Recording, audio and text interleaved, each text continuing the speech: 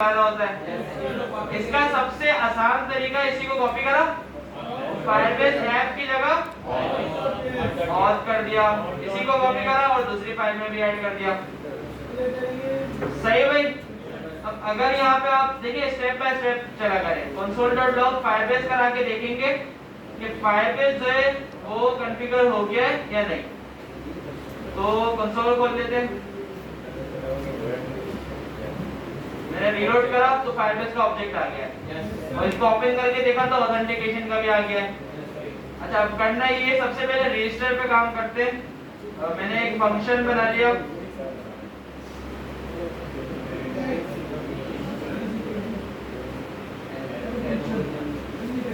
ठीक है भाई।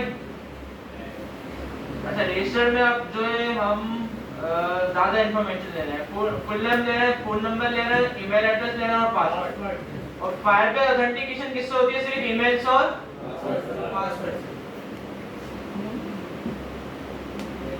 अच्छा, अब हम क्या करेंगे कि रजिस्टर तो करवाएंगे लेकिन इसके साथ साथ यूजर की दूसरी इंफॉर्मेशन है वो भी सेव कराएंगे। अच्छा, इसके अलावा भी इंफॉर्मेशन हो सकती है। फुल नेम फोन नंबर के अलावा साइन अप करते वक्त वेबसाइट में क्या क्या ले रहे होते हैं? Full name, phone number, date of birth, address, मतलब यूजर की जितनी इंफॉर्मेशन होती है साइन अप कराते वक्त ले लेते हैं। क्रेडिट कार्ड नंबर, बैंक की वेबसाइट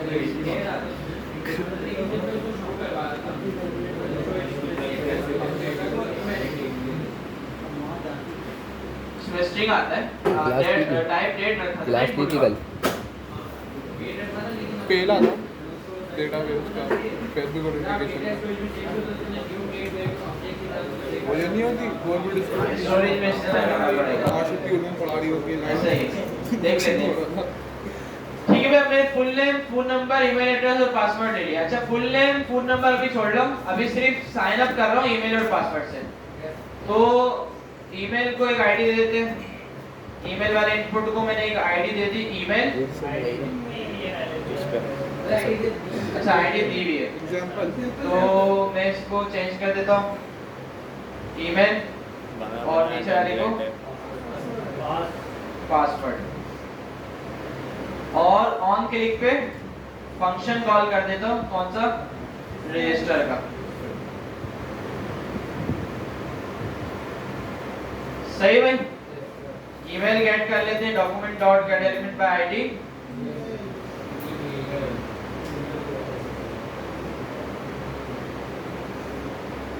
ईमेल, पासवर्ड। अच्छा भाई, अभी से कोशिश करें आप लोग कि यार कोड बिल्कुल साफ हो। जैसे ये एक चीज एप्स भी है, पासवर्ड से पासवर्ड आ गया, एहमद की आवाज आई है ना, मुझे छुप के बैठा हुआ था, नजर नहीं आ रहा ये भी छुट्टी बैठ इसने असाइनमेंट नहीं करा होगा अहमद ने, जब ही सर क्या हुआ? वहां बैठा हुआ था। सही भाई। तो अभी से कोशिश करा करें कि यार कोड जो है बिल्कुल साफ हो, सेमीकोलंस लगे वो, ठीक है भाई। और ईमेल रखा है तो लेट का नेम ईमेल, ये पासवर्ड है, पासवर्ड ये। तो ईमेल डॉट वैल्यू करके चेक कर लेते हैं वैल्यू मिल रही है या नहीं।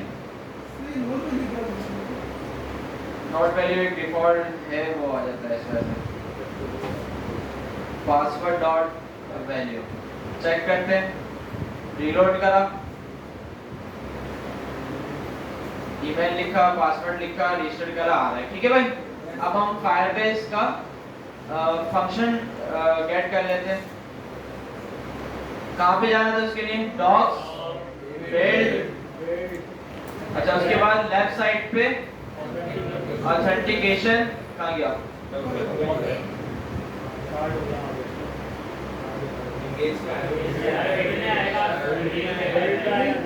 अच्छा, बिल्ड में आएगा, मैं एंगेज में आ गया, गलत क्लिक हो गया था। ठीक है भाई। अब वेब में आ गए और गेट स्टार्टेड में आ गए। इसमें सबसे पहले हमने साइन अप वाला कोड उठा लिया और यहाँ पे हमने कॉपी पेस्ट कर दिया और इसमें ईमेल डॉट वैल्यू कर दिया और पासवर्ड डॉट वैल्यू कर दिया। ये दोनों चीजें हमें कहाँ से मिल रही है? इनपुट से। ठीक है भाई, तो ये पता होना चाहिए। अच्छा, create user with email and password एक प्रॉमिस रिटर्न करता है। जिसको हम यहाँ पे रिजॉल्व कराते हैं डॉट देन डॉट कैच। ये पूरा कोड फायरबेस दे रहा है। अगर यूजर साइन अप हो जाता है तो आंसर आएगा देन में, अगर यूजर साइन अप नहीं होता तो आंसर आएगा कैच में। एरर मैसेज आप देख सकते हैं। अच्छा, एरर के कुछ कोड होते हैं, ये भी आप पढ़ सकते हैं। काफी सारे कोड होते हैं, जैसे 404 का मतलब होता है कि पेज नहीं मिला सर्वर से, 401 का मतलब होता है इंटरनल सर्वर को एरर है। तो ये कुछ कोड होते हैं, काफी सारे होते हैं, इसको पढ़ना पड़ता है थोड़ा सा ना कि कौन सा कोड कौन सा एरर मिलाता है।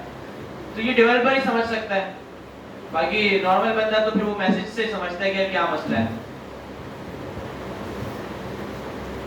काफी एप्लीकेशंस में भी ऐसा होता है कि यार वो नॉर्मल यूजर को भी ना एरर नहीं दिखाते बल्कि एरर कोड दिखा देते हैं, तो ये थोड़ा सा बैड एक्सपीरियंस खिलाता है।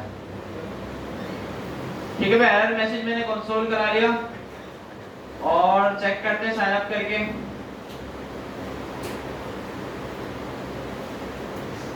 रजिस्टर करा और यूजर साइन अप हो गया। चेक कर लेते हैं ऑथेंटिकेशन में आके, यूजर्स में आके। अच्छा, यहाँ पे पहले से बने हुए थे क्योंकि मैं पहले से यूज करा हुआ है, तो डिलीट नहीं करता हूँ, इसी में रहने देता हूँ। ठीक है, तो यूजर साइन अप हो गया।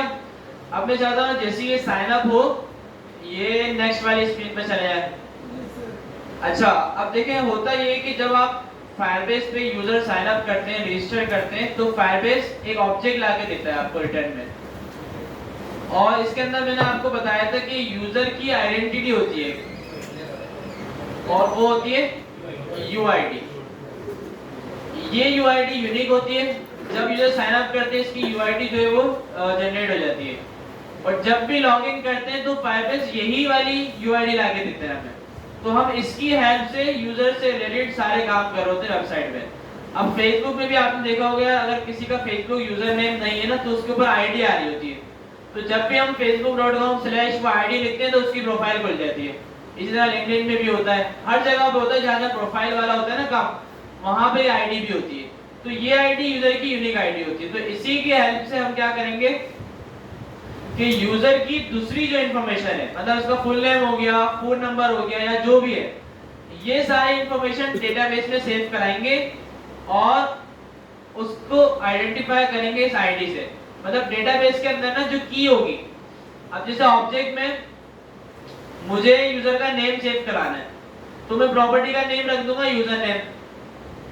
अब मुझे ऑब्जेक्ट के अंदर गॉस का सारा डेटा सेव कराना है तो मैंने प्रॉपर्टी का नेम रख दिया गॉस और उसके अंदर सारा डेटा सेव करा दिया। ऐसा ही इसी तरह डेटाबेस में भी हमें यूजर का डेटा सेव कराना होगा, तो प्रॉपर्टी जो होगी, की जो होगी, उसकी जगह पर हम क्या रख देंगे, यूआईडी। अब ये काम कैसे होता है डेटाबेस में देखते हैं। अच्छा, डेटाबेस हम कौन सा पढ़ रहे हैं, फायरबेस रियल टाइम डेटाबेस। अच्छा, मैं एक काम करता हूँ, मेरे पास सारे ओल्ड प्रोजेक्ट है, नादिर भाई वाला अकाउंट खोलते हैं ताकि शुरू से सेटअप जो हो जाए ना वो नजर आ जाए आपको।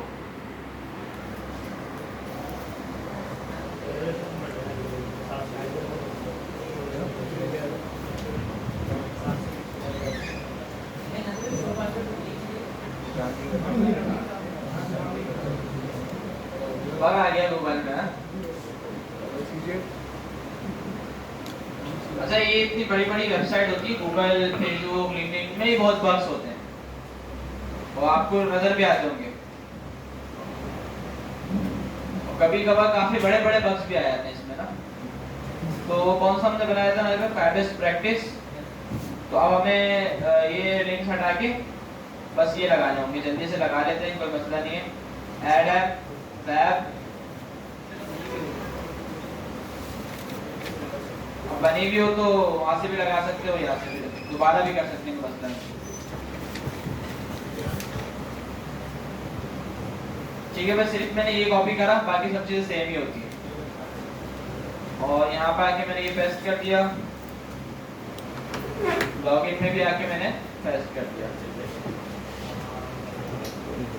सही भाई, ऑथेंटिकेशन में आके देखा तो इसमें जो पहले हमने यूजर्स बनाए थे वो ये डिलीट कर देते, और दोबारा से एक नया यूजर साइन अप करके देखते हैं। gmail.com 1 2 3 4 5 6। ठीक है, पासवर्ड बता दिया मैंने, ऐड कर लेना। एरर नहीं है वो उसकी रिक्वेस्ट गई है तो वार्निंग वगैरह गूगल की। ठीक है भाई, रजिस्टर हो गया, रीलोड करा तो यहाँ पे यूजर आ गया। अच्छा, इसकी यूनिक आईडी भी जनरेट हो गई। अच्छा, अब हम देखते हैं कि यार रियल टाइम डेटाबेस कैसे चलता है, उसको कैसे करते हैं। तो यहाँ पे ऑथेंटिकेशन के नीचे आपको टैब नजर आ रहा होगा, रियल टाइम डेटाबेस। अच्छा, एक फाइल स्टोर डेटाबेस, इस पे अभी नहीं जाना, अभी हमें किस पे जाना है, real time database. Real time database पे आ गए। अब आपको ये ऑप्शन देगा क्रिएट डेटाबेस। ठीक है भाई, तो क्रिएट डेटाबेस पे अच्छा इसके बारे में पढ़ना है थोड़ा सा, तो यहाँ से पढ़ भी सकते हैं, वीडियो भी देख सकते हैं, और इसकी डॉक्यूमेंटेशन भी यहाँ से भी सब देख सकते हैं आप। क्रिएट डेटाबेस पे क्लिक करा। अच्छा, अब इससे क्या पूछ रहा है, your location setting is where your real time database data will be stored. अब ये कौन सी लोकेशन है, मैंने आपको याद होगा एक बात बताई थी कि गूगल के ना काफी सारे सर्वर्स हैं। अब वो सर्वर हर जगह पे, यूएस में काफी ज्यादा है, जर्मनी में भी हैं, ठीक है, एशिया के लिए भी कुछ बनाया हुआ है, और यहाँ से सबसे करीब मैंने कौन सा बताया था, लेकिन ये हमें वो नहीं दिखा रहा। देखिए, ये हमें सिर्फ 2-3 सर्वर ही दिखा रहा है। अच्छा, वैसे वो भी दिखाता है। अब देखिए, इसने पता है गूगल की ना सर्विसेज के ऊपर भी बात है। अब रियल टाइम डेटाबेस की जो सर्विसेज है ना, गूगल ने उसके लिए सिर्फ 3 सर्वर रखे हुए हैं। क्या इन तीनों में से किसी एक में स्टोर करो। अब दूसरी जो सर्विस होगी उसकी नहीं हो सकता है, दूसरे रखे हो, मुंबई भी हो उसमें। तो अगर मुंबई हो तो कोशिश करके, अगर वेबसाइट पाकिस्तान में यूज हो रही है तो मुंबई सेलेक्ट करना है, वरना कोई भी कर लेना, कोई मसला नहीं है। तो मैं इसमें काम ये करता हूँ, यूएससी सेलेक्ट करता हूँ और नेक्स्ट कर देता हूँ, कोई मसला नहीं है, यूएससी कर दिया। तो अच्छा, अब इसके कुछ रूल्स होते हैं, सिक्योरिटी रूल्स, कि कोई भी यूजर आके हमारे डेटाबेस में रीड और राइट कर सके।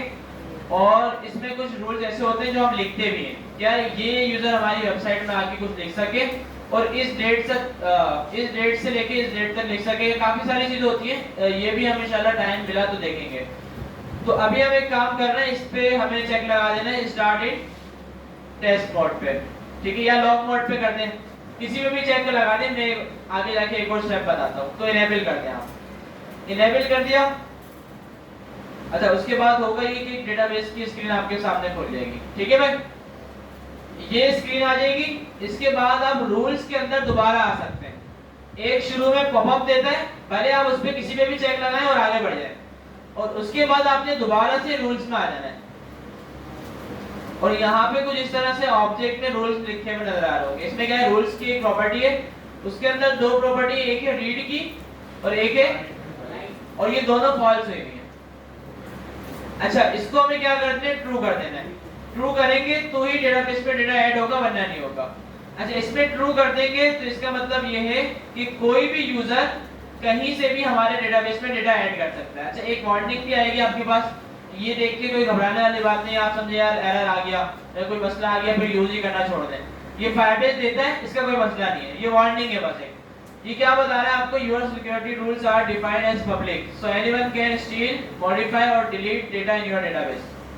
ये आपको डरा रहा है थोड़ा सा, लेकिन ये जब ही कर सकता है।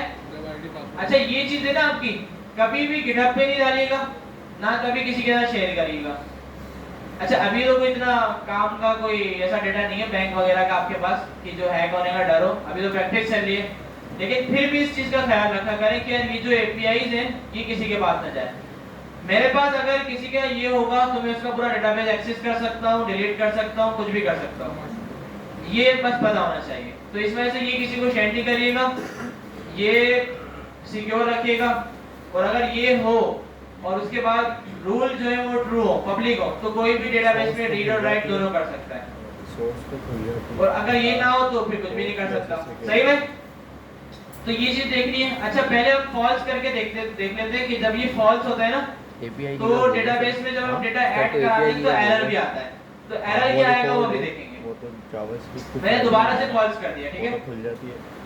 अच्छा, ये हमारा डेटाबेस है, इसको थोड़ा सा समझे। जैसे गूगल का सबसे पहले तो मैं इसके बारे डेटाबेस के बारे में आपको थोड़ा सा बता दूं कि डेटाबेस होता क्या है। मैंने काफी टाइम बताया आपको कि जहां हम अपना टेक्स्ट वाला जो डेटा है वो सेव कराते हैं, जैसे कि user name, email, phone number, address, मतलब यूजर का जो भी डेटा है, सिर्फ यूजर का नहीं, कोई वेबसाइट बना रहे हैं OLX से एड्स वगैरह का जो डेटा है सारा वहां जा रहा है, कोई ई-कॉमर्स वेबसाइट है प्रोडक्ट्स का जो डेटा है सारा डेटाबेस में जा रहा है। तो कोई भी ऐसा डेटा जो क्लाउड पे सेव कराना उसके लिए डेटाबेस होता है। अब डेटाबेस जो है वो दो किस्म के होते हैं, दो टाइप के होते हैं, एक होता है SQL डेटाबेस और एक होता है नो SQL डेटाबेस। सही भाई? अच्छा, फायरबेस रियल टाइम डेटाबेस कौन सा है? ये नो SQL है। अच्छा, SQL कौन से होते हैं? आपने यूज करे होंगे, SQL है और PHP के डेटाबेसेस होते हैं, GraphQL है, काफी सारे हैं। तो वो वाले डेटाबेस जो होते हैं वो टेबल के ऊपर चलते हैं, मतलब टेबल होते हैं ना, HTML का टेबल समझ लें कि टेबल में क्या होता है, रॉज होती हैं, कि एक टेबल का हेड बना दिया फिर उसके नीचे रॉ ऐड हो रही है। तो इसी तरह वो डेटाबेस चलता है, क्या एक रॉ ऐड हो गई, एक और यूजर की एंट्री भेजी तो एक और रॉ ऐड हो गई, इस तरह वो पूरा चलता है। अच्छा, जबकि नो SQL डेटाबेस कैसे चलता है? ये ऑब्जेक्ट के ऊपर चलता है, इसमें डॉक्यूमेंट्स होते हैं और ऑब्जेक्ट्स होते हैं।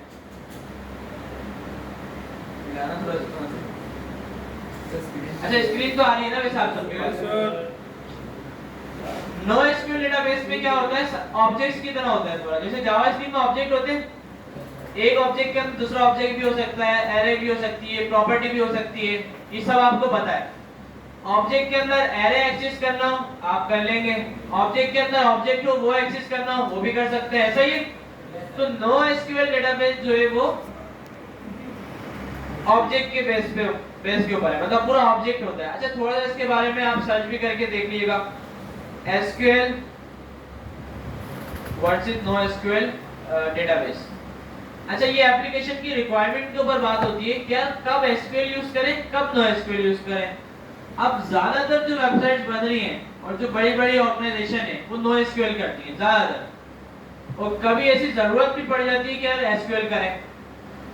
जहां कहीं ओल्ड सिस्टम चल रहे हैं, हॉस्पिटल्स में जो डेस्कटॉप एप्लीकेशंस होती है ना, यहाँ हर जगह पे SQL होता है टेबल वाला। लेकिन अब नई जो एप्लीकेशन बन रही है OLX से, फेसबुक है, गूगल है, ये सारे नो SQL करते हैं।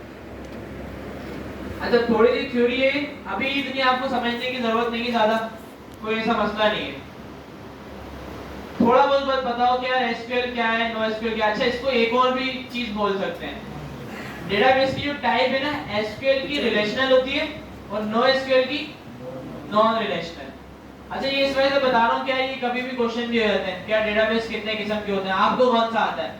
कोई आपसे पूछ ले डेटाबेस आता है, आप बोलेंगे आता है। अब पूछ ले कौन सा आता है, तो आप बोलेंगे भाई नो SQL आता है, फायरबेस वाला। नॉन रिलेशनल बोल रहे हैं आप, नो SQL बोल रहे हैं या नॉन रिलेशनल बोल रहे हैं। अच्छा, डेटा स्ट्रक्चर इसका क्या होता है? Structure data stored in tables. SQL database का जो डेटा है वो टेबल्स के अंदर स्टोर होता है। अच्छा, इसमें क्या है? Unstructured store in JSON file but the graph database does support relationship. अच्छा, JSON पता है आपको? ऑब्जेक्ट जैसा होता है वही JSON होता है, मतलब ऑब्जेक्ट ही समझना है इसको। अच्छा, स्कीमा इसमें स्टैटिक और डायनामिक। स्टैटिक, अच्छा स्कीमा क्या होता है? स्कीमा पता है? नो। मॉडल होता है एक पूरा। अब जैसे मैंने पहले से डिफाइन कर दिया, अगर मैं HTML का टेबल बना रहा हूँ, समझे, HTML के टेबल में मैंने कहा यूजर का फुल नेम, ईमेल, पासवर्ड, ये तीन चीजें ऐड हो जाए। मैंने दो यूजर ऐड कर दिए, अब मैं तीसरा यूजर ऐड करने जा रहा हूँ, मैं चाहता हूँ यार तीसरे यूजर में ना एड्रेस भी आ जाए, वो नहीं आएगा, पूरा टेबल खराब हो जाएगा उसकी वजह से, ऐसा ही है। तो जो हमने स्ट्रक्चर रखा है उसी पे हमें चलना होगा। क्या तीन चीज अगर हमने टेबल पे बनाएंगे तो तीन ही बनानी पड़ेगी। तो इसी वजह से यहाँ पे बात हो रही है कि SQL का जो स्कीमा है वो स्टैटिक है, मतलब जो बना दिया वही रहेगा, और नो SQL का जो है वो डायनामिक है। क्या आपने एक यूजर के डेटा के अंदर सिर्फ user name, email, password save करा दिया, और जब नया यूजर सेव होना है तो आपने 10 और ज्यादा चीजें ऐड करा दी, तो कोई इसमें रिस्ट्रिक्शन नहीं है, आप डायनामिक स्कीमा इसका बना सकते हैं। अच्छा, स्केलेबिलिटी का क्या है? वर्टिकल और हॉरिजॉन्टल में क्या फर्क है? वर्टिकल क्या होता है? टेबल पता है आपको, वर्टिकल चल रहे होते हैं, क्या पहले ऊपर वाला टेबल आता है, फिर नीचे एक और रॉ ऐड हो जाती है, फिर उसके नीचे एक और हो जाती है। और इसमें हॉरिजॉन्टल क्या है कि डॉक्यूमेंट्स है, ऑब्जेक्ट, कि ऑब्जेक्ट के अंदर ऑब्जेक्ट, ऑब्जेक्ट के अंदर ऑब्जेक्ट, इस तरह डेटा चल रहा होता है। अच्छा, लैंग्वेज है structure QE language. SQL database के लिए अलग से एक लैंग्वेज बनी हुई, स्ट्रक्चर क्यूई लैंग्वेज इसको बोलते हैं। तो उसी लैंग्वेज के जरिए हम SQL में डेटा ऐड कर सकते हैं और गेट कर सकते हैं। नो एसक्यूएल के लिए कोई अनस्ट्रक्चर्ड क्वेरी लैंग्वेज है, आप किसी भी लैंग्वेज से डायरेक्टली इसमें ऐड करा सकते हैं डेटा, तो काफी सारी चीजें हैं। अच्छा, इसमें जो बाकी की सारी चीजें आ रही है काफी ऊपर लेवल की है, तो आपके सर के ऊपर से निकल जाएंगी, तो अभी पढ़ने का फायदा नहीं है। तो अभी जितना पता है भाई इतना ध्यान में रखना है, कोई भी पूछ ले आप भी कौन सा डेटाबेस यूज कर रहे हैं, बोले भाई नॉन रिलेशनल, नो एसक्यूएल। पर क्या है, आप बताते हैं कि यार एक एसक्यूएल जो है वो टेबल्स के ऊपर चलता है और नो एसक्यूएल जो है वो जेसन फाइल्स के ऊपर चलता है, ऑब्जेक्ट्स के ऊपर चलता है, ठीक है। तो भाई इतना बता दें, स्कीमा क्या होता है, एसक्यूएल का स्टैटिक होता है और नो एसक्यूएल का डायनामिक होता है। भाई दो तीन चीजें बताएंगे, बहुत है, क्लियर है भाई, आगे बढ़ते हैं।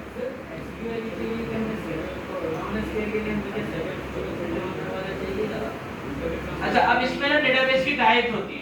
अच्छा, एसक्यूएल मेरे ख्याल से कोई ऐसा डेटाबेस नहीं है, अगर आप लोगों को पता हो तो बताइएगा कि ऐसा कोई डेटाबेस नहीं है जो विदाउट सर्वर चलता हो एसक्यूएल में। एसक्यूएल डेटाबेस में डेटा, अच्छा किसी ने करा है यहाँ पे डेटाबेस ये सारे ऐसी बैठे हैं, तो मेरे ख्याल से एसक्यूएल में कोई ऐसा डेटाबेस नहीं है जो सर्वरलेस हो, उसके लिए मतलब सर्वर चाहिए। और नो एसक्यूएल में भी सर्वर चाहिए होता है, लेकिन नो एसक्यूएल के अंदर फायरबेस जैसा डेटाबेस है कि इसके लिए सर्वर नहीं चाहिए।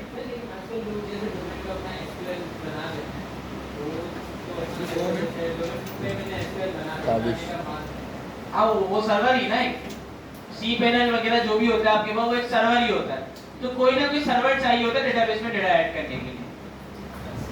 जबकि फायरबेस जो हम पढ़ रहे हैं ना ये सर्वरलेस है।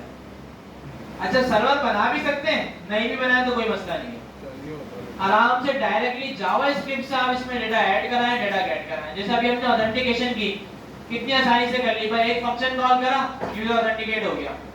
अगर दूसरी कोई डेटाबेस में आप करने जाते हैं ना सर्विस में, तो आपको सिर्फ एक यूजर ऑथेंटिकेशन के लिए पता नहीं कितना कोड लिखना पड़ जाता, सर्वर बनाना पड़ता, पहले यूजर की रिक्वेस्ट सर्वर में भेजनी पड़ती, फिर सर्वर से डेटाबेस में जाती, तो काफी लंबा काम हो जाता है ये सही में। तो फायरबेस बहुत बेहतरीन चीज है, और बड़ी-बड़ी एप्लीकेशंस को यूज कर रही हैं, जैसे होम पेज पे लिखा हुआ भी कौन कौन इसको यूज कर रहा है, बड़ी-बड़ी कंपनीज यूज कर रही हैं और काफी स्टेबल है, बहुत अच्छा डेटाबेस है, सर्वरलेस भी सबसे बड़ा फायदा। अच्छा, दूसरा बड़ा फायदा, अब एसक्यूएल डेटाबेस जो होता है और दूसरे वाले नो एसक्यूएल जो डेटाबेस होते हैं, ये रियल टाइम नहीं होते। अब दो रियल टाइम का क्या मतलब होता है कि अब चैटिंग आप कर रहे हैं, व्हाट्सएप पे किसी को मैसेज भेजते हैं तो उसको जो है ऐप रीलोड करना नहीं पड़ती, डायरेक्ट उसके बाद नजर आ जाता है। अगर फेसबुक आप वेब पे भी खोले ना, मैंने facebook.com खोल लिया वेब के ऊपर, किसी को मैसेज भेजा, उसने भी वेब पे खोला हुआ है, तो जैसे ही मैं मैसेज भेजूंगा फौरन उसको नजर आएगा, उसको पेज रीलोड करने की जरूरत नहीं पड़ेगी। ऐसा ही होता है ना। तो ये जो चीज हो रही है इसको हम बोलते हैं रियल टाइम, मतलब जैसे ही मैसेज जा रहा है वैसे ही शो हो रहा है। अगर दूसरे डेटाबेसेस में ये चीज करने जाएं तो काफी मुश्किल से होती है, या तो आप कोई कस्टम करें तो इतना सारा कोड लिखना पड़ता है, या अगर कोई लाइब्रेरी आप यूज करें जैसे सॉकेट आए हुए और एसक्यूएल के लिए भी कुछ होगी, तो काफी सारी चीजें इसमें लगानी पड़ जाती है। फायरबेस जो है वो बाय डिफॉल्ट आपको रियल टाइम दे रहा है, मतलब कुछ भी करना नहीं पड़ता, बस आप डेटाबेस में इतना डेटा ऐड कर रहे हैं, एक आपने फंक्शन कॉल करना है, आपको डेटा रियल टाइम मिलना शुरू हो गया। तो ये भी इसका बहुत बड़ा फायदा है। चैट ऐप आप इससे मिनटों में सेकंडों में बना सकते हैं, तो यूआई बनी हुई, आपने डेटाबेस लगाया और वो चैटिंग जो है वो रियल टाइम हो गई। बना के भी देखेंगे क्लास में, सही है भाई? तो काफी ज्यादा इसके फायदे, तो स्टार्ट करते हैं। अच्छा, इसमें डेटा देखिए ऐड किस तरह होगा, अभी ऐड नहीं कर रहा, सिर्फ स्ट्रक्चर समझा रहा हूं। यहाँ पे एक ऑब्जेक्ट होगा, जैसे कि मैंने यूजर्स का बना दिया, यहाँ पे यूजर की आईडी होगी और इसके अंदर यूजर का डेटा होगा, नेम आ गया, बॉस, इस तरह से कोई इसका डेटा होगा। अगर मैं एक और यहाँ पे प्रॉपर्टी ऐड करना चाहूँ, ईमेल, तो देखिए ये स्ट्रक्चर देख के ना आपको कोई कंफ्यूजन नहीं हो रही, ये ऑब्जेक्ट ही है पूरा। ऑब्जेक्ट किस तरह है, सबसे मेन ऑब्जेक्ट जो है वो यूजर है, यूजर के अंदर एक और ऑब्जेक्ट है, उसकी क्या प्रॉपर्टी है, आईडी।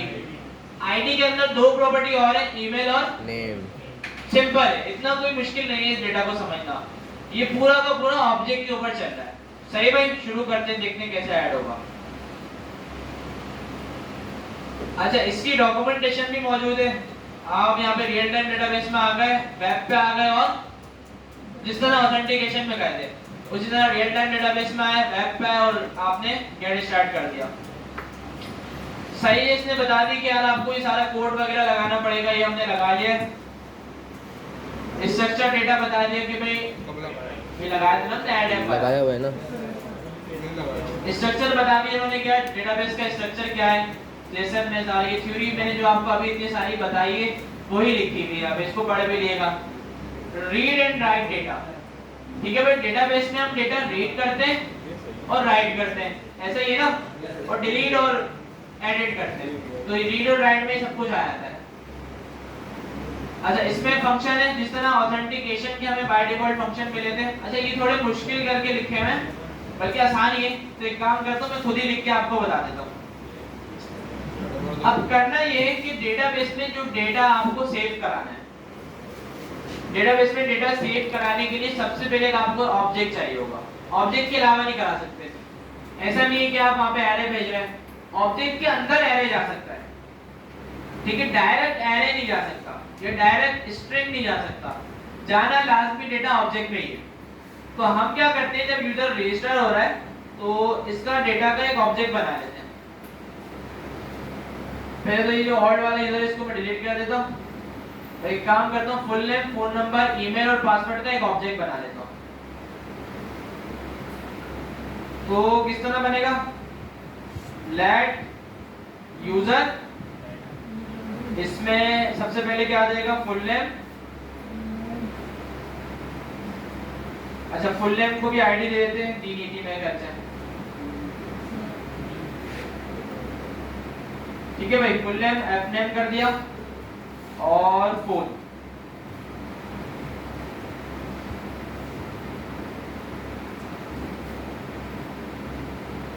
एफ नेम हो गया और फोन हो गया। ये सारा डेटा हमने एचटीएमएल से गेट कर लिया और इसका एक ऑब्जेक्ट बना लिया। मैंने कहा F name dot value phone, और इसके अंदर आ जाएगा phone dot value.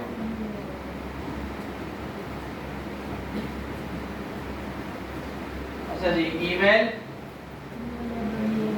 Email dot value. अच्छा, ये बात याद रखनी है, कोई भी डेटा डेटाबेस में सेव कराना हो तो पहले ऑब्जेक्ट बनाना होगा, ऑब्जेक्ट के अलावा नहीं होगा। ईमेल हो गया। अच्छा, पासवर्ड कराते नहीं है, लेकिन अभी प्रैक्टिस कर रहे हैं तो पासवर्ड भी करा देते फिलहाल। तो मैंने कहा password, password dot value, case हो जाता इलीगल है। अच्छा, अभी हमें कोई मसला नहीं है, प्रैक्टिस भी कर रहे हैं। कोई बड़ी वेबसाइट होती है ना जो चल जाती है, करीम है, काफी बड़ी कंपनी है, वेबसाइट है, ऑफर है, तो ये लोग अगर पासवर्ड सेव करा रहे होंगे ना तो इन पे केस होगा, क्योंकि ये रजिस्टर्ड हो गई है ना। हम भी जब तक रजिस्टर्ड नहीं है सेव करा रहे पासवर्ड, कोई मसला नहीं है। लेकिन अगर यूजर को पता चल गया कि आप पासवर्ड उसका सेव कर रहे हैं तो आपकी वेबसाइट यूज नहीं करेगा, क्योंकि सिक्योर ही नहीं है। अभी देखिए ना व्हाट्सएप का कितना ट्रेंड चला, आपको पता भी नहीं होगा, पता नहीं व्हाट्सएप के कितने यूजर जो है ना वो हटके दूसरी एप्लीकेशन पे जा चुके हैं। इस वजह से एक किसी ने न्यूज़ निकाल दी थी कि यार व्हाट्सएप जो है ना वो डेटा लीक कर रहा है, मैसेज आपके रीड कर रहा है और हर चीज देख रहा है। तो व्हाट्सएप ने फिर कितनी मेहनत की आपको सेटिस्फाई करने के लिए। व्हाट्सएप ने आपको स्टेटस दिखाया कि नहीं भाई हम डेटा लीक नहीं कर रहे, आपका डेटा जो है ना वो एंड टू एंड एन्क्रिप्ट है। मतलब आप और जिसको आप मैसेज कर रहे हैं सिर्फ वो दोनों ही वो मैसेज देख सकते हैं और व्हाट्सएप खुद भी नहीं देख सकता। तो ये व्हाट्सएप ने कहा है, हो भी सकता है नहीं भी हो सकता, हमें क्या पता अंदर क्या हो रहा है। तो देखिए वैसे ऐसा होता भी है, ये टेक्नोलॉजी है कि हम जो मैसेज है ना उसको एन्क्रिप्ट करते हैं और जो यूजर दूसरे यूजर को मैसेज भेज रहा है सिर्फ वो दोनों ही वो मैसेज देख सके और कोई भी ना देख सके। ये टेक्नोलॉजी से कर सकते हैं। और व्हाट्सएप ने करा हुआ या नहीं करा हुआ इसका उसी को पता है। तो सही भाई, तो ये जो एक प्राइवेसी होती है। और अब देखिए जब भी आप कोई वेबसाइट बनाते हैं ना तो उसकी प्राइवेसी पॉलिसी भी बनाना लाजमी होती है। आपने हर आप अपर पे चले हैं, आप करीम पे चले हैं, ऊपर पे चले हैं, उनकी प्राइवेसी पॉलिसी मौजूद है। आज तक किसी ने नहीं पढ़ी होगी, कोई पढ़ता भी नहीं, इतने बड़े बड़े पेजेस होते हैं, 4, 5, 10 पेजेस होते हैं, कौन पढ़ेगा। तो उसी में उन्होंने बताया हुआ होता है सब कि हम यूजर की क्या क्या इन्फॉर्मेशन सेव करा रहे हैं। तो उसमें वो ये मना करा हुआ होता है कि यार यूजर का पासवर्ड हम सेव नहीं करा रहे। और ये इलीगल है कि यूजर का पासवर्ड आप सेव करें। तो अभी फिलहाल प्रैक्टिस में तो हम करा लेते हैं। इनक्रिप्ट होता है 4-5 घंटे लग ना, जाते हैं। पासवर्ड देखिए ऑथेंटिकेशन में 4-5 घंटे से ऊपर यहाँ लग पे जाते हैं। यूजर बन रहा था, यहाँ पे हमें ईमेल नजर आई, पासवर्ड नहीं आ रहा। पासवर्ड हमें आएगा नहीं, वो मोबाइल इनक्रिप्ट इस्तेमाल होगा। नहीं कर। रेंडरिंग पे हाँ इनक्रिप्ट पता है पासवर्ड होता है वो हैश में कन्वर्ट हो जाता है सब, और एक यूनिक रात को। आईडी बन जाती है उसकी, हमें भी खुद नहीं नजर आता वो क्या है। तो जब तक हम पासवर्ड डालते हैं उसको मैच कराते हैं तो मैच गूगल ड्राइव पे मैच होता यूट्यूब पे है। अपलोड कर दिया अगर उसकी लिंक सेंड कर दिया अगर हाँ यूट्यूब पे कर दूंगा। नहीं हैक फिर जो हैकर ही करते हैं, और हैकर भी पासवर्ड वो बड़ी मुश्किल से हैक करते हैं।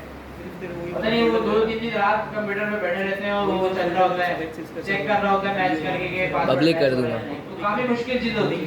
प्राइवेट से पब्लिक करके हैकिंग पूरी अलग फील्ड है, जब आज जा सकते हैं लेकिन इतना वो अभी स्कोप नहीं है। पाकिस्तान में क्या करेंगे, हैकर बन जाए कोई मसला नहीं है। सही है ना डेवलपर बन गए ना, हैकर बनने में क्या है। हैकर भी तो वही होता है ना जो डेवलपर की बनाई हुई चीज हैक करता है। यस तो डेवलपर बन गया, हैकर बनना कोई मुश्किल नहीं। सीखी थी अब लेकिन स्कोप नहीं था, हम क्या करते, इसमें ज्यादा अच्छा है ना। अब बिना वजह हैकर क्यों बनेंगे, और आप थोड़ा सा अगर हैकर का कहीं कोर्स करने भी लगे ना, वहाँ मैसेज आना शुरू हो गए दोस्तों के सबके, ये फेसबुक आईडी हैक कर दिया। भाई क्या बात, मतलब हैकर जो है वो फेसबुक आईडी हैक करने के लिए बन रहा है। यार वाईफाई का पासवर्ड तो भाई ये भी एक बहुत बड़ी फील्ड है, और सिलानी में ना इसके कोर्स भी हो रहा है। उसका नंबर निकलवा दे। वो लड़कों के लिए नहीं है, लड़कियों का है, साइबर सिक्योरिटी। तो साइबर सिक्योरिटी के कोर्स होते हैं। ये गलत बात है। तो अब अपने ऊपर बात होती है कि बंदे को क्या शौक है। मेरा शौक है। अगर सिर्फ फेसबुक आईडी हैक करने का शौक है तो कभी भी नहीं बनिएगा। मेरा जानू बाबू किससे बात कर अगर फ्यूचर बनाना है, क्या आगे हैकर में जाना है, कर ले। लेकिन पाकिस्तान में रहते हुए इसका इतना, यहाँ बस पता है क्या होगा, एजेंसी आएगी और आपको डंडे मारते हुए लेके जाएगी, और कुछ नहीं होगा यहाँ पे। मैं सीखूंगा। यहाँ पे मतलब ऐसा बहुत, कोई लीगल काम भी कर रहा होगा ना उसको इलीगल केस डालने की, यार ये क्यों कर रहा है।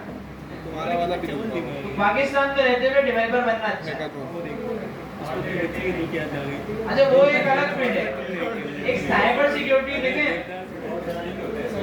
अब होता क्या मैं बताऊं, बस सारा टाइम इसी बच्चों की- सिक्योरिटी होती है ना, अब लॉक होते हैं, लॉक ताला होता है ना, एक बंदा होता है ताला बनाने वाला, कोई एक दूसरा को तोड़ने तोड़ने वाला, वाला। हम तोड़ने वाले। अब दोनों में से कोई एक बंदा है, दोनों हैकर ही कराते हैं, समझ गए मेरे पास। तो साइबर सिक्योरिटी का जो कोर्स हो रहा है ना, ये वेब में ऐप के अंदर सिक्योरिटी लगाते हैं, और यही लोग तोड़ भी सकते हैं। अगर लगाएंगे तो एथिकल हैकर बन जाएंगे, नहीं लगाएंगे तो लीगल वाले बन जाएंगे, तोड़ेंगे तो अलग अलग चीज है। हम इलीगल बनेंगे। क्या जरूरत है। देखिए भाई आप लोग क्लास में बैठे हुए, मैं देखिए हर स्टूडेंट को यही समझाता हूँ। देखिए फ्रीलांसिंग पे मैंने आपको क्यों नहीं बोला, मैं बोलता है अभी से लग जाओ, मैं एक क्लास रखता हूँ, सारे आप जानते हैं भाई डॉलर की बात होती है, उसी के साथ नोट लेकिन नहीं, क्यों मैंने मना करा है, क्योंकि देखिए ना इतने सारे स्टूडेंट्स को डूबता हुआ देखिए, आप बिना वजह अकाउंट बना लिए, खराब कर दिए, अपने नाम पे दंगा लगा लिया, स्केच खराब कर लिए, फायदा नहीं। वैसे तो उनके एक हैकर ही चीज़ हैं, है, आजकल क्या ट्रेंड बना हुआ बड़े है, भाई वगैरह हैं ना, वो छोटी हो रहा है हैकर ना, बच्चों को इतना हेलो। ट्रेन किया वो कौन है? इसी पैसे से हैक करते हैं। जानू बाबू। आजकल क्या ट्रेंड बना हुआ है, जहाँ पे जो मिल रहा है ना सीख लो, फ्री है चलो फिर ले लो। अभी आप ये कोर्स करके निकलेंगे और आप में भी काफी सारे होंगे, हमें वहाँ फ्लटर का हो रहा है, फिर ले लो एडमिशन ले लो। आप बोले ग्राफिक डिजाइनिंग हो रहा है, ये भी करो, तो ये नहीं करिएगा कभी भी। देखिए एक जहन माइंड होता है बंदे का, क्या ये बनना है, डेवलपर बनना है तो डेवलपर ही बनना है। अब ऐसा ना हो कि अब डेवलपर बनना है तो कौन सी टेक्नोलॉजी पे बनना है, रिएक्ट पे बनना है, आगे जाके नहीं आ गए तो वो पढ़ लेंगे। अब एक साल इतनी चीजों पे नहीं जाया जाए। अब आजकल ना स्टूडेंट्स में बहुत ही है, अब देखिए बंदा जावा स्क्रिप्ट पढ़ रहा है, अब जावा स्क्रिप्ट पढ़ते पढ़ते उसने देखा एक जगह पाइथन का कोर्स आ रहा है, वो भी स्टार्ट कर दी। समझ में नहीं आता क्यों, क्या क्या क्या क्या चाहते हैं, तो मुझे लग रहा है पढ़ना ही चाहते हैं, मैं पढ़ते ही रहे पढ़ते ही रहे। गिर गई। फुल स्टैक का मतलब ये होता है एक चीज बनाने का। नंबर तो नहीं है उसमें? Established पे, मतलब नंबर तो नहीं है? फ्रंट एंड भी बनाए, बैक एंड भी बनाए, हर चीज बनाए, वो फुल स्टैक डेवलपर है। वो हर लैंग्वेज का होता है, जावास्क्रिप्ट का भी होता है, पाइथन का भी होता है, हर चीज का होता है। नहीं, एक लैंग्वेज का होता है। अब जावा में अब मैं बोलता हूं मैं जावास्क्रिप्ट पे फुल स्टैक डेवलपर हूं, मतलब मैं जावास्क्रिप्ट को यूज करते हुए हर चीज बना सकता हूं, तो मैं फुल स्टैक जावास्क्रिप्ट लाऊंगा। वन स्टैक होता है, मेन स्टैक होता है, काफी सारे स्टैक होते हैं। तो आपको भी यही करना है कि यार देखें, जब एक पटरी पे चल रहा है ना, उसी पे चलिएगा। आपको पता है, आपने वीडियो भी देखी होगी, ट्रेन दूसरी पटरी पे जाती है, उसका क्या हाल होता है। तो एक पटरी है तो उसी पे जाने दें। बीच में ना देखें बहुत लोग आते हैं। अब एक दोस्त फ्लटर कर रहा है, फ्लटर में भाई उसकी अर्निंग स्टार्ट हो गई। अब आप बोलेंगे मैं जावास्क्रिप्ट छोड़ूं, मैं तो फ्लटर करूं भाई, तो ऐसा नहीं है। लेकिन टाइम होता है हर चीज का। अब मैंने काफी लोगों को देखिए इतना समझाया भी, लेकिन फिर भी समझ में नहीं आता। अब बंदा देखे आपने यहाँ पे माशाल्लाह 6 महीने हो गए, 2-4 महीने और होंगे, साल लगा देंगे। अब 1 साल लगाया है ना, तो इसको कैश भी तो करें, थोड़ा पैसे वैसे कमाए, अच्छा खासा 2-3 साल तक अर्निंग हो जाए और फिर नए टेक पे शिफ्ट हो जाए, फ्लटर पढ़ ले, कोई मसला नहीं है। लेकिन टाइम होता है हर चीज का। अब ये नहीं हर चीज एक साथ हो रही है। जब एक साथ होगी ना, तो उसमें से कोई एक चीज भी नहीं होगी। यही वजह है जो स्टूडेंट पीछे रह जाता है, कि बस वो चाहते हैं मैं हर जगह से बस पढ़ लो, सीख लो। भाई एक पटरी पर रहेंगे ना, तो यहाँ से कमाएंगे भी और आगे जाके दूसरी चीजें भी सीखेंगे। एआई का माइंड है तो हमेशा इसी पे रहेगा। इसके पास अगर शौक हो, अगर शौक नहीं है अभी छोड़ दें, कोई मसला नहीं है। डीएचओ हो रहा है यहाँ पर। सारी ये जो फील्ड है ना, इसके ऊपर शौक की बात होती है। शौक के बगैर कोई नहीं पढ़ सकता है। और ये फील्ड ऐसी, इसमें रेशियो जो होता है ना, 100 में से 10 बच्चे निकलते हैं। इसके बाद 100 बच्चे आते हैं ना कोर्स करके, 10 निकलते हैं उनमें से जो सीख जाते हैं। बाकी बोलते हैं यार कोई किसी को समझ में नहीं आता, समझ में इसी वजह से नहीं आता, इंटरेस्ट नहीं है। कोई एक होता है यार, आपने मूवी देखी ना 3 इडियट वाली, उसमें उसको फोटोग्राफी का शौक है और वो क्या पढ़ रहा होता है, इंजीनियरिंग कर रहा होता है, कर ही नहीं पाता, फेल हो जाता है। क्यों रहता है? उसका इंटरेस्ट ही कहीं और है। हाँ, तो काफी सारे चक्कर होते हैं ये इसमें ना। तो जिसमें शौक है वही चीज करिए। अब एक होता है दूसरे को देखता है क्या ये फील्ड में ज्यादा बंदा कमा रहा है, बोलता है मुझे इसका शौक है। फिर दूसरी चीज में बंदा देखता है ये वाला ज्यादा कमा रहा है, बोलता है नहीं मेरा शौक चेंज होगा अब इसमें, तो ये वाला काम ना। सही में आप पढ़ने के ऊपर आ जाए थोड़ा सा।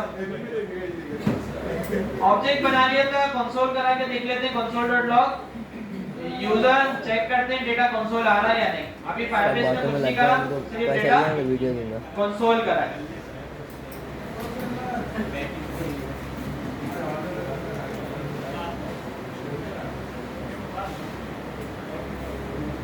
रजिस्टर करा तो देखिए पूरा ऑब्जेक्ट आ गया। सही आ रहा है भाई?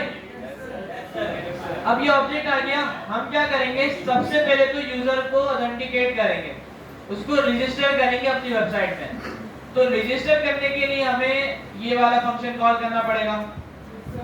और मैं चाहता हूं कि जब यूजर रजिस्टर हो जाए तो ही डेटाबेस में डेटा सेव हो। मैं ये तो नहीं कहूंगा ना एरर आ जाए तो भी डेटा सेव हो जाए, ऐसा तो नहीं करूंगा।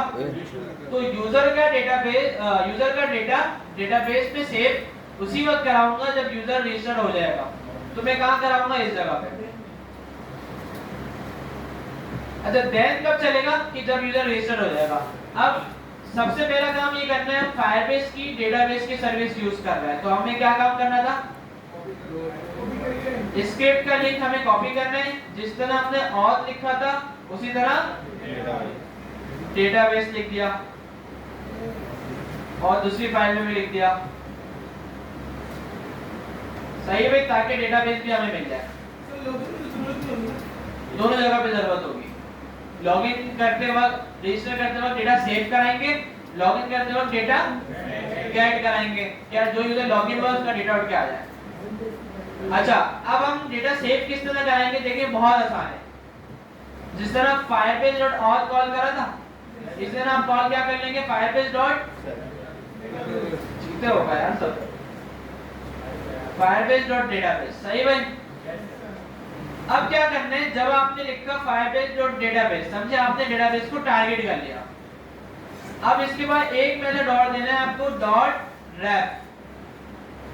रैप क्या करता है? रेफरेंस बनाता है। कि डेटा ऐड तो कराना है, डेटाबेस में कहां पे कराना है। मैं बोलता हूं यार कि डेटाबेस में जाओ और यहां पे एक यूजर की नोट बनाओ और उसके अंदर डेटा ऐड करो। तो मैं ये जो रेफरेंस बना रहा हूं ना कि पहले यूजर हो, उसके बाद यूजर की आईडी हो, तो ये मैं रेफरेंस में बनाता हूं। तो मैं यहाँ इसको बोलूंगा, अच्छा बैकटिक यूज कर रहा हूं क्योंकि हमें यूजर की आईडी भी देनी है। मैं इसको बोलूंगा सबसे पहले यूजर्स की नोट बना दो। अच्छा उसके अंदर जाना है तो स्लैश दूंगा कि यूजर्स के अंदर जाओ। यूजर्स के अंदर जाके मैं बोलूंगा यूजर की आईडी बनाओ। आईडी हमें कहां से मिल रही थी? तो मैं यहाँ पे बोलूंगा यूजर डॉट यूआईडी। तो ये क्या करेगा, यहाँ पे जाके यूजर की नोट बनाएगा, उसके अंदर उसकी आईडी की नोट बनाएगा और उसके अंदर मैं बोलूंगा सारा डेटा सेव कर दो। ठीक है भाई, तो अब देखते हैं कैसे होगा। तो रैप बना दिया। रैप के बाद एक और मेथड है सेट। कौन सा मेथड है? सेट। सेट के अंदर जो भी हमारा ऑब्जेक्ट है वो दे दूंगा। तो मैंने ऑब्जेक्ट किस नाम से बनाया था? अच्छा उसको भी यूजर कर दिया है। तो मैं एक काम करता हूँ, इसको डेटा कर देते हैं। चलिए ठीक है भाई, डेटा कर दिया और सेट के अंदर मैंने क्या रख दिया? डेटा। तो अब देखते हैं क्या होता है। अभी यहाँ पे कुछ भी नहीं है। अभी मेरे ख्याल से एरर आना चाहिए। बनाएंगे किस चीज का, अगर याद हो? रूल्स का। जबरदस्त।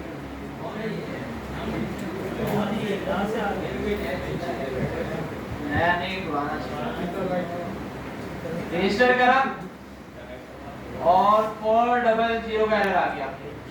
ठीक है भाई, और ये वार्निंग क्या आई? Firebase warning set at user failed permission denied. Permission का मसला आ गया, क्या परमिशन नहीं दी थी। तो अब हम क्या करेंगे, देख लें एरर को, गौर से देख लें, वार्निंग को समझ लें कि कभी आए तो मसला ना आए। अब हम आ जाएंगे अपने फायरबेस डेटाबेस पे, रूल्स पे। अच्छा डेटाबेस ऐड नहीं हुआ होगा लेकिन यूजर बन गया होगा क्योंकि डेटाबेस से पहले हमने यूजर वाला फंक्शन कॉल करा है। ऐसा ही है? तो इसको दोबारा डिलीट कर देते हैं। डेटाबेस में आके रूल्स में आके क्या करना था? दोनों को ट्रू ट्रू।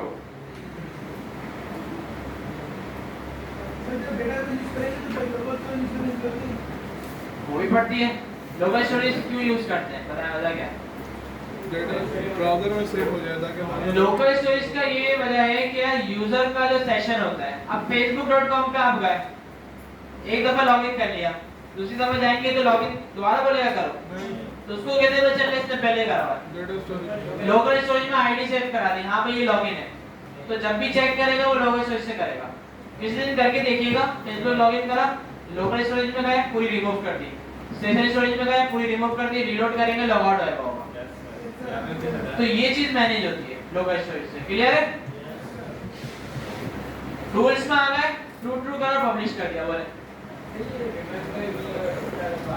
ये सारा लोकल स्टोरेज से हो सकता है।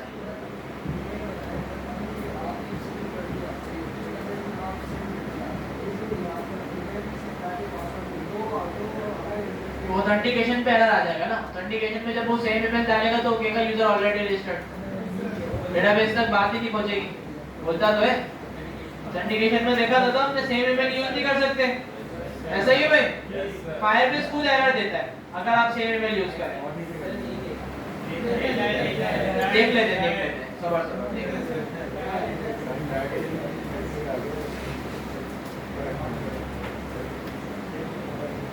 देखिए मैं अभी डेटाबेस मैंने कमेंट कर दिया, अभी यूजर देख रहा है। अच्छा अभी यहाँ पे कोई भी यूजर नहीं है, मैं एक यूजर रजिस्टर कर लेता हूँ। चलिए इसी को ले लेते हैं, एक टीचर है हमारा। ठीक है भाई, यूजर ऐड हो गया। यहाँ पे मैंने रिफ्रेश करा, यूजर आ गया, पेज रीलोड करा, दोबारा से रिजवान भट्टी किया, पासवर्ड ऐड करा, रजिस्टर करा, क्या आ गया? The email address is already in use by other account. Simple है, वो रजिस्टर ही नहीं करेगा। सही भाई, डिलीट कर देते हैं।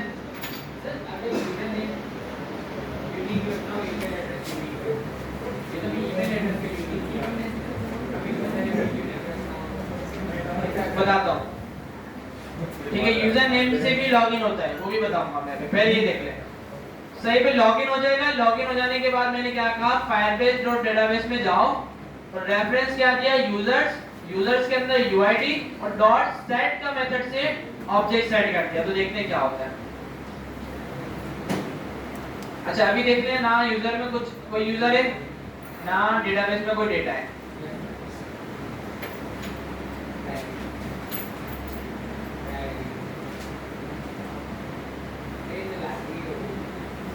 नहीं ये थोड़ा सा मसला आ जाता है सर्वर वगैरह का। नहीं सही भाई खुल गया। अब मैं नया यूजर रजिस्टर कर रहा हूँ और इसमें डेटा भी ऐड कर रहा हूँ। मैंने नेम दे दिया, फोन नंबर दे दिया, ईमेल दे दी और पासवर्ड भी दे दिया। रजिस्टर करा, ठीक है भाई, कोई रजिस्टर हो गया। मैंने रीलोड नहीं करा था, मैं कैसे कंसोल क्यों आ गया, रीलोड नहीं करा था पेज, तो बाद में डिलीट कर देता हूं। पेज रीलोड कर लिया, Ross Ahmed, phone number, email address, password, register करा, रजिस्टर हो गया होगा। यहाँ आके रीलोड करके देखा अकाउंट आ गया, डेटाबेस में आके देखा डेटा आ गया, सही है भाई।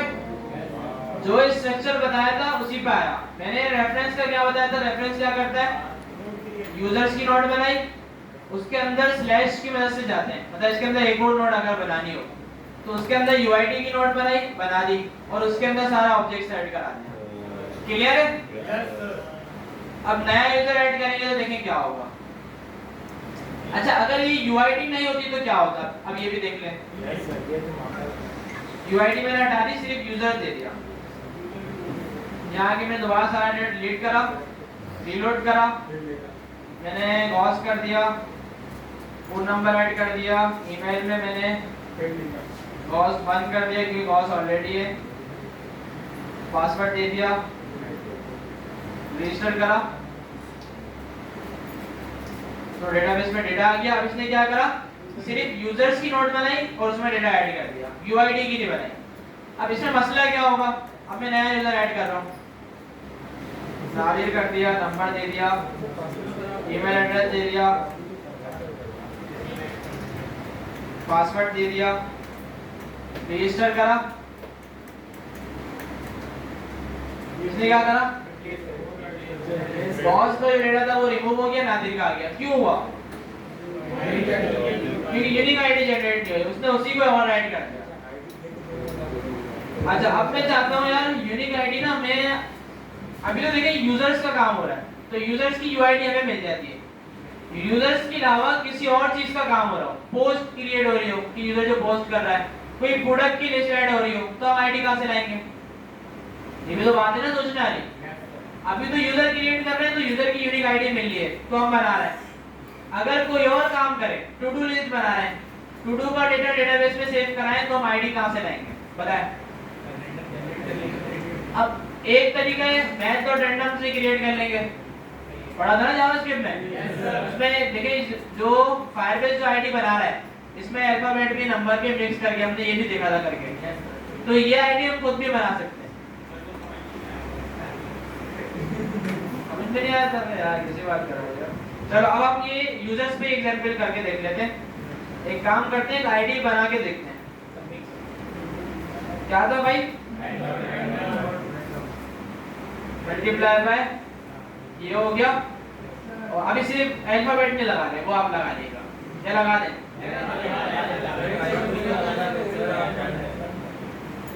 Late index math dot random, कितना अल्फाबेट ऐड करें, 3 4 कर दें, मल्टीप्लाई बाय 3 और इसको रैंडम में फिर डेसिमल्स भी आ रहे होंगे तो हम क्या कर दें, राउंड। भाई भाई याद है ना, भूल तो नहीं गई ये चीजें। अब इंडेक्स के अंदर कितने आएंगे, 0 से लेके 3 तक आएंगे, ऐसा ही है भाई। और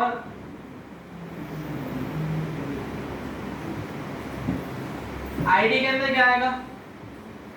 अच्छा इसको भी राउंड करते हैं ताकि इसमें भी डेसिमल्स वगैरह जो हट गया।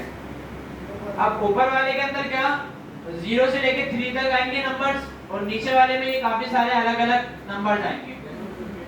अब मैं क्या करूंगा दोनों को मर्ज करके एक आईडी बना दूंगा। अच्छा मर्ज कैसे होगा? पहले तो ऊपर वाले का हम देख लेते हैं। एक एरे बना लेंगे पहले तो जिसमें अल्फाबेट हम रख देंगे। इसमें हम ए रख देते हैं, जी रख देते हैं और क्या रखें? ए रख देते हैं। कितने? 4 रखना है ना क्योंकि 3 इंडेक्स होंगे। सही भाई? इसमें आप मल्टीप्लाई पे 10 कर दें फिर वाले यहाँ पे 10 और रख दें।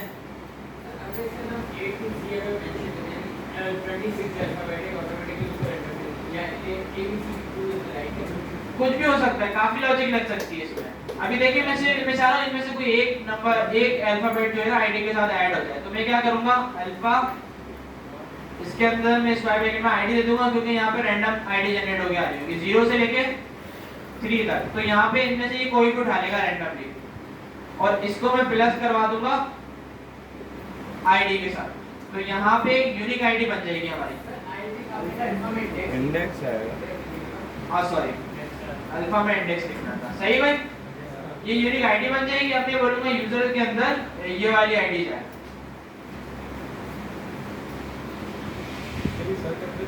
अच्छा इस आईडी के कुछ रूल्स भी होते हैं कि इसमें डॉट ना है, इसमें डैश ना है। जो वेरिएबल के लीगल इलीगल के होते हैं ना उस तरह आईडी के भी होते हैं। क्या इसमें डैश ना है, डॉलर ना है, डॉट ना है?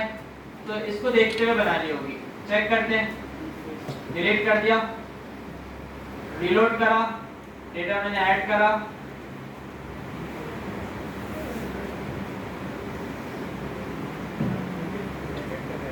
gmail.com password register. सही भाई? अभी जी उठा लिया और यूनिक आईडी बना ली। अब मैं नया यूजर ऐड करूंगा। इसी को मैं 1 2 3 कर देता हूँ, रजिस्टर करता हूँ, एक और आईडी बना दी, इसके साथ के लगा दिया। अब ये रैंडमली बनती जाएगी। अगर आपको और बड़ी करनी है और बड़ी कर दें, जिस तरह मैंने ये करी है उस तरह आप बना सकते हैं। तो दूसरी चीजों के लिए ये होगा। सही है भाई? अब ये थोड़ा मैथ और डंडा मुश्किल लग रहा होगा, क्यों बार बार आईडी जनरेट करें। अब इससे भी आसान सॉल्यूशन बता देता हूँ आपको। वो सॉल्यूशन ये था कि आपको आईडी ऐड करने की जरूरत नहीं है। ये वाला काम आप छोड़ दें फायरबेस के ऊपर। तो फायरबेस क्या बोलता है, आप सेट की जगह पुश का मेथड यूज करें। तो मैं क्या करूंगा आईडी भी खुद जनरेट कर दूंगा। चेक करते हैं भाई। डेटा डिलीट हो गया, रीलोड करा, नेम ऐड करा, फोन नंबर ऐड करा, ईमेल में ऐड करा, पासवर्ड ऐड करा, रजिस्टर करा। अब ये वाली जो आईडी फायरबेस ने अपनी तरफ से बना के दी। सही है भाई? डैश एग्जांपल के लिए बोल दिया। इसमें कुछ चीजें होती हैं देख लीजिएगा आप, डॉलर होता है या डॉट होता है, डैश मेरे ख्याल से आता है, ठीक है, स्पेस नहीं आ सकता।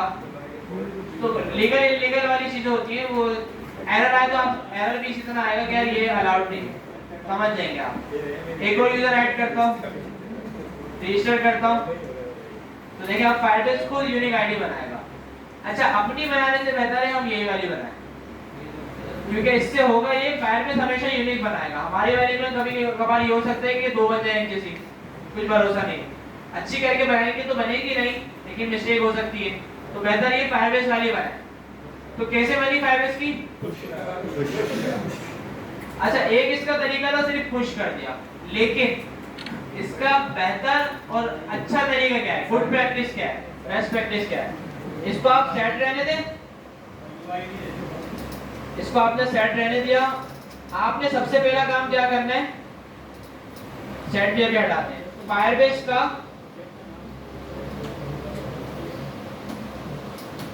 एक रेफरेंस अलग से बना के रख लेना है। इसमें क्या है, सिर्फ फायरबेस डेटाबेस का रेफरेंस है और कुछ भी नहीं। लेट अब आपने एक आईडी भी फायरबेस से अलग से बना के रखी। मैंने कहा फायरबेस रेफरेंस, जो भी रेफरेंस होगा वो लिया, और मैंने कहा डॉट पुश। पुश के अंदर कुछ नहीं लिखा, सिर्फ आईडी लिख दी मैंने ऐसे। पुश एम्प्टी था, पुश के बाद डॉट आईडी लगा दिया। और नीचे आके आप क्या कहेंगे, फायरबेस, अच्छा रेफरेंस आपने जो है ना वो दोबारा बनाना पड़ेगा। इसमें आप फायरबेस डेटाबेस रख दें सिर्फ, और नीचे आके आपने कहा फायरबेस रेफ, या वो भी रहने दें या दोबारा बनाएं, एक ही बात है, कोई मसला नहीं है। और पुश के अंदर भी ना, पुश क्या करेगा, आपको एक आईडी बना के दे देगा सिर्फ। अब आप नीचे आके क्या करें, फायरबेस डॉट डेटाबेस, या एक काम और कर सकते हैं, इससे भी आसान, आपने वही वाला यूज करा पूरी जगह से ना, जो सबसे आसान होगा वही बताएंगे ना, ठीक है। आपने ये करा, अब रेफरेंस के साथ साथ ना एक और मेथड होता है डॉट चाइल्ड का, सही भाई। अच्छा चाइल्ड का मेथड क्या कर रहा है, वही काम कर रहा है जो रेफरेंस कर रहा है। मैंने यूजर्स दिया, यूजर्स के बाद डॉट लगा के मैंने चाइल्ड लगाया। अब इसमें मैं जो भी चीज ऐड करूंगा तो वो यूजर के अंदर जाके ऐड होगी, तो मैं इसमें ऐड कर दूंगा आईडी, और ये आईडी बंद कहां से रही है, पुश से, फायरबेस के पुश वाले मेथड से। और अब मैंने सेट लगाया। अच्छा अब सेट क्यों लगा रहा हूं, क्योंकि आईडी बन चुकी है, अब आईडी लेने की जरूरत नहीं है। और सेट के अंदर मैंने रख दिया डेटा। चेक कर लेते हैं, एक बार दोबारा समझा दूंगा, चेक कर लेते हैं ना, मैं भी 3 साल बाद कर रहा हूँ।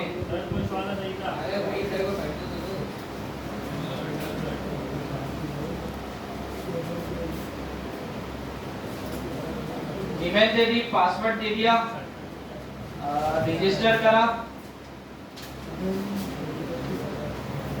सिर्फ एक घंटा। एरर आ गया।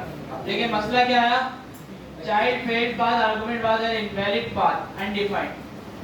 अनडिफाइंड क्यों मिल गया इसको, अच्छा ये अनडिफाइंड मिल गया, देखिए मसला आ गया ना। अच्छा एक काम करते, अच्छा ये वाला जो तरीका है ना बेस्ट प्रैक्टिस वाला, ये बहुत ज्यादा आसान है, इस वजह से मैं आपको बता रहा हूँ। मेरे ख्याल से की हो सकता है, तो पहले कंसोल करा के देख लेते हैं कि आईडी बन रही है या नहीं।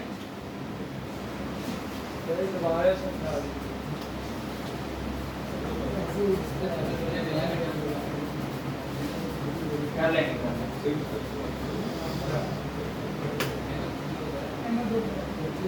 सही में की का मेथड था, आईडी नहीं था की का। अच्छा अब शुरू से एक चीज समझा रहा हूँ, शुरू से समझा रहा हूँ यही चीज।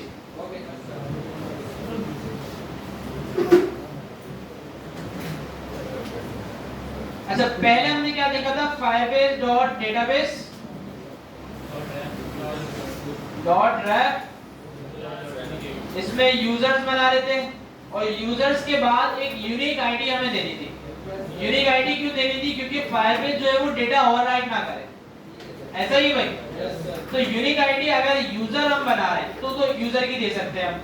यूजर के अलावा कोई और चीज बना रहे हैं, कि पोस्ट बना रहे हैं या कोई टू डू लिस्ट ऐड करा रहे हैं, तो हमें आईडी नहीं मिलेगी। तो आईडी या तो हमें मैथ और रैंडम के मेथड से बनानी पड़ेगी, वो बना ले कोई मसला नहीं, और यहाँ पे ऐड करते हैं। एक और चीज है, फायरबेस आपको आईडी खुद भी बना के देता है, ठीक है भाई। तो फायरबेस आपको आईडी कैसे बना के देता है, आप क्या करेंगे, एक वेरिएबल बनाया आईडी का, आपने इसके अंदर पूरा रेफरेंस दिया फायरबेस डॉट डेटाबेस डॉट रेफ,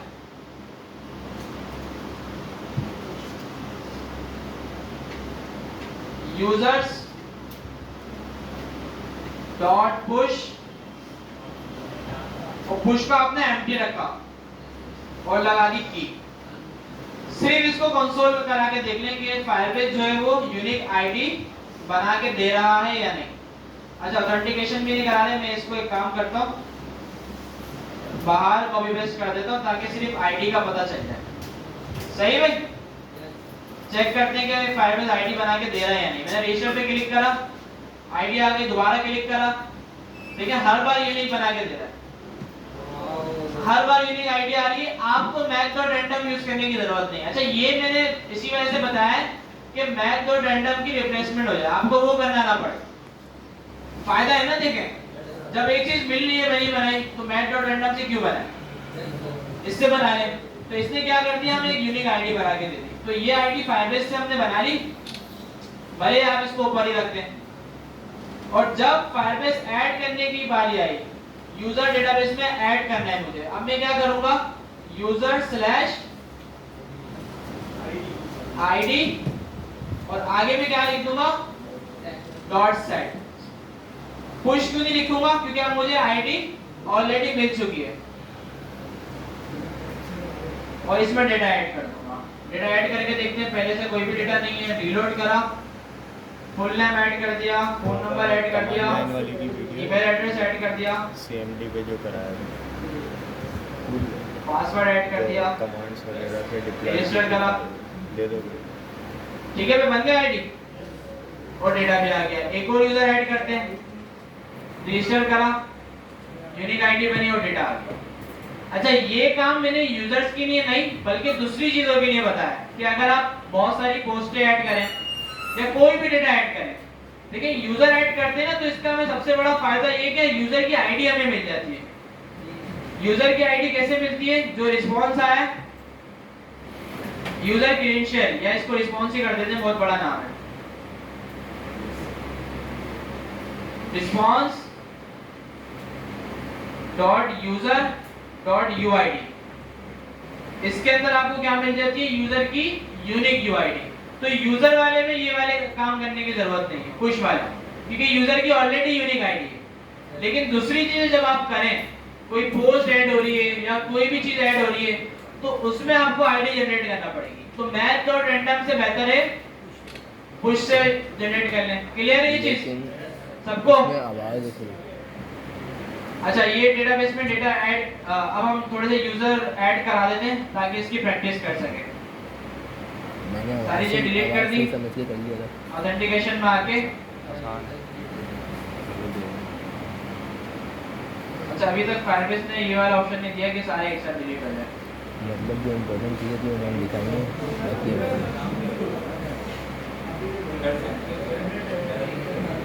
नहीं इसकी भी कोई वजह होगी, प्रेजेंट दिया होगा, उससे मैं पूरा रिजल्ट डिलीट नहीं करते। सही भाई, पूरा डेटाबेस एम्प्टी कर दिया मैंने, ऑथेंटिकेशन भी एम्प्टी कर दी। अब नया अकाउंट बनाते हैं, रजिस्टर करते हैं और फिर उसको लॉगिन करके भी देखेंगे। बहुत से हमारे वीडियो से अच्छा है वो, देखो मेरे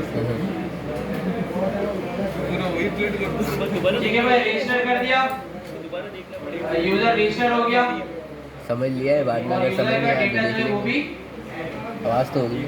ऐड हो गया उसकी यूआईडी के अंदर। सही भाई, एक और यूजर ऐड कर देते हैं, नादिर भाई को ऐड कर देते हैं। नादिर रजिस्टर करा और ये वाला डेटा भी आ गया। पहले यूजर रजिस्टर्ड हुआ, उसके बाद यूजर का डेटा आया। क्लियर है? अब हम आ जाते हैं किस पे, लॉगिन पे। अब डेटा मंगवाएंगे कैसे लॉगिन करने के बाद, एक और फंक्शन बना रहा हूं, लेट लॉगिन फंक्शन। अच्छा इसमें ईमेल और पासवर्ड हमें मंगवाना होगा, इसी को मैंने कॉपी करा, पेस्ट कर दिया, login.html में आ गए, देखा आईडी दी हुई है या नहीं दी हुई, दे देते हैं ईमेल और पासवर्ड। सही है, दोनों का आईडी दे दी और लॉगिन के बटन पे इवेंट लगा के लॉगिन का फंक्शन कॉल कर दिया। सही है भाई, चेक कर लेते हैं इसमें दोनों की वैल्यू मिल रही है या नहीं। console.log email.value और password.value।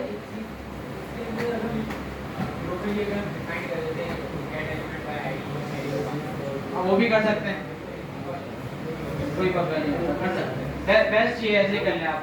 ठीक है भाई, जावास्क्रिप्ट में दोनों चीजें गेट हो गई। अब हम क्या करेंगे, दोनों चीजों से यूजर को साइन इन करवाएंगे। साइन इन का कौन सा फंक्शन था? ऑथेंटिकेशन वेब गेट स्टार्टेड, थोड़ा सा नीचे आना था और ये sign in with email and password. ये मैंने यहाँ पे कॉपी कर दिया, ईमेल की जगह मैंने ईमेल डॉट वैल्यू कर दिया, पासवर्ड की जगह मैंने पासवर्ड डॉट वैल्यू वैल्यू कर दिया। जब यूजर साइन इन हो जाएगा तो रिस्पांस में यूजर मिल जाएगा, वरना एरर मिल जाएगा, एरर मैसेज। चेक कर लेते हैं लॉगिन करके। रीलोड करा, मैंने कहा boss@gmail.com, पासवर्ड 123456, लॉगिन करा, यूजर मिल गया। अब देखिए जो यूआईडी जब यूजर रजिस्टर करा था उस वक्त जनरेट हुई थी वो हमें दोबारा मिली होगी। मिल गया भाई? इसको देख लें एक दफा। 7 कॉम से शुरू हो रही है और BZ2 पे खत्म हो रही है। 7 कॉम से शुरू हो रही है, वही आईडी है। अब इस आईडी की हेल्प से हम डेटा डेटाबेस से दोबारा मंगवाएंगे। सही भाई? कैसे मंगवाएंगे देख लेते हैं। जिस तरह हमने डेटा भेजा था उसी तरह फायरबेस का रेफरेंस पूरा दोबारा लिखना है। Firebase dot database dot ref users slash user dot UID, पूरा का पूरा रेफरेंस दोबारा लिख लिया। अब डेटा मंगवाने का क्या तरीका है? एक मेथड है डॉट वंस, ठीक है भाई? ये आपने लिखा। अब आपसे 2 आर्गुमेंट लेता है। पहले में इसकी वैल्यू फिक्स होती है, आप इस तरह वैल्यू लिख देंगे और यही लिखना है, इसके अलावा कुछ नहीं लिख सकते, ये फिक्स्ड है। दूसरी में ये कॉल बैक फंक्शन लेता है, तो कॉल बैक फंक्शन में एरो फंक्शन बना देता हूं, इसमें कोई मसला तो नहीं है। और कॉल बैक फंक्शन के पैरामीटर के अंदर आपको डेटा मिल जाता है, इतना आसान। तो यहाँ पे console.log में कर देता हूँ डेटा। अब डेटा लिखते हैं, लेकिन डेटा के साथ साथ एक मेथड कॉल करना पड़ता है तो आपको डेटा मिलता है। तो आपने लिखना है डेटा डॉट वैल। अच्छा, वैल्यू नहीं होगा, सिर्फ वैल होगा। इस तरह आपने कॉल करना है तो आपको डेटा मिल जाएगा। चेक करते हैं। मैंने रीलोड करा, मैंने कहा boss@gmail.com, पासवर्ड दिया, लॉगिन करा, देखते हैं डेटा आता है या नहीं। किसका डेटा आ गया? बॉस का आ गया। नादिर भाई का चेक करते हैं। nadir@gmail.com, पासवर्ड 123456, लॉगिन करा, इसका डेटा आ गया। आसान है, तो मुश्किल तो नहीं है। जो रेफरेंस वहां पे दिया था ऐड करते वक्त यही पूरा कॉपी करा, यही पूरा कॉपी करा। सिर्फ एक चीज चेंज हुई, आपने वंस का एक मेथड लगाया, इसके अंदर एक वैल्यू फिक्स्ड है वैल्यू, कॉमा लगा के कॉलबैक फंक्शन दिया। कॉलबैक फंक्शन के पैरामीटर में आपको डेटा मिल गया, बट डेटा के आपने क्या एक्स्ट्रा लगा दिया? डॉट वैल, और उसको कॉल कर दिया। क्लियर है यहां तक?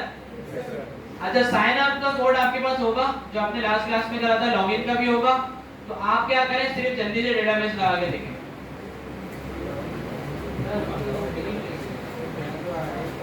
डिलीट क्यों करेंगे? ठीक है भाई, जल्दी से चलें।